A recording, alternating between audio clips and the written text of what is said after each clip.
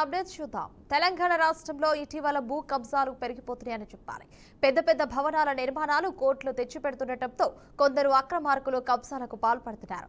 Assign భూములు, ప్రభుత్వ భూములు వంటి వాటిపై కన్నేసి అనుమతులతోని, ముఖ్యంగా అనుమతులు లేకుండానే ఎత్తైన భవనాలను అయితే నిర్మించుకుంటున్నారు.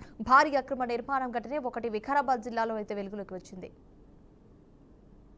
ఆ భూమిని ఊరు భూమిగా అని చేసి ఊరంతా వస్తే రమేష్ నాయక్ అనేది ఏం చేసిండంటే నా భూమి అని దౌర్జన్యంగా లోపల ఇదంతా ఎవరు ఏం చేయలేరని ఆక్రమించిండు అనమాట. దానికి తీసుకుంటే లేకపోతే ఏమో చేస్తామంటే నీకు ఎక్కడో అక్కడ రౌండ్లో నిలబడ కాసేతులు ఎరగొడతా అంటున్నాడు జగన్.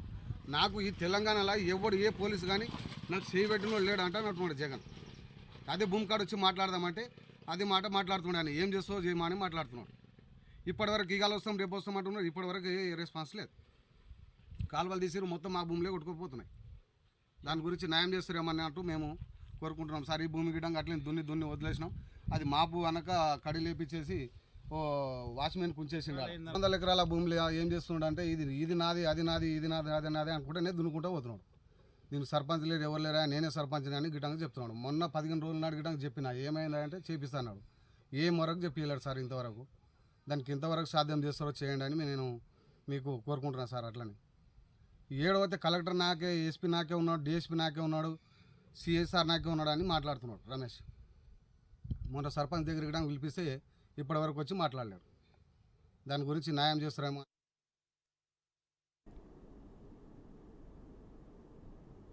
వికారాబాద్ జిల్లాలోని సిద్ధూరు గ్రామ రెవెన్యూ పరిధిలోని సర్వే నెంబర్ 176లో 192 ఎకరాల అసైన్డ్ భూములు ఉన్నాయి. అయితే ఈ భూములపై కబ్జాదారులు అయితే కన్నుపడింది. భూములను రియల్ ఎస్టేట్ వ్యాపారుల చేతుల్లోకి వెళ్లేలా కబ్జాదారులు భారీ స్థాయిలో అయితే స్కెచ్ వేశారు. భూముల విలువ పెరగడంతో ఈ భూమిని కబ్జా చేసేందుకు కొందరు స్థానిక నాయకులు మధ్య వ్యక్తులను కూడా ఉపయోగించి కంచె వేసి ఆక్రమణకు పాల్పడుతున్నారు. విషయం తెలుసుకున్న భూమికి సంబంధించిన రైతులు, వారసులు తమ భూములనైతే కబ్జా చేశారని ఆరోపిస్తున్నారు.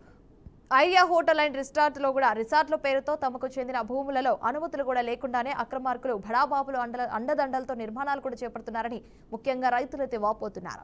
కబ్జాపై ప్రశ్నిస్తే భయం భ్రాంతులకు గురి చేస్తున్నారని బాధితులు ఆవేదన వ్యక్తం చేస్తున్నారు. ఈ విషయంపై ఫిర్యాదు చేసిన జిల్లా రెవెన్యూ యంత్రాంగం స్పందించకపోవడంతో బాధితులు ఆవేదన వ్యక్తం చేస్తున్నారు. ఇప్పటికైనా ఈ భూమి కబ్జాపై అధికారులు చర్యలు తీసుకొని తమ భూములు తమకు ఇప్పించి న్యాయం చేయించాలని కూడా కోరుతున్నారు.